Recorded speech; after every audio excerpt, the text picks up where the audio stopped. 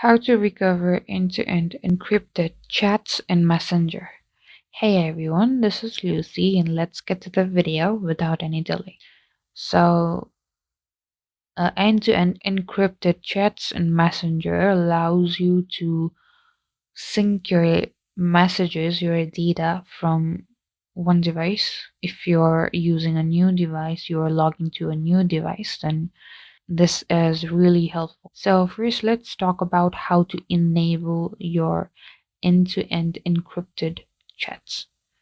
To do that, you need to click on the three horizontal lines at the left top corner and go to this gear icon. Now, just scroll down and find privacy and safety.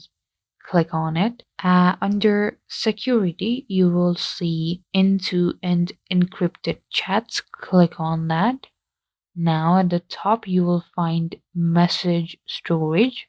Click on that and you'll find this page. You can set your encryption pin. So that's it. Once you log into your specific account, they will ask you to enter your pin that you created earlier. So it might be something like enter your encryption password and encryption pin. It might to sync your message data to this specific device.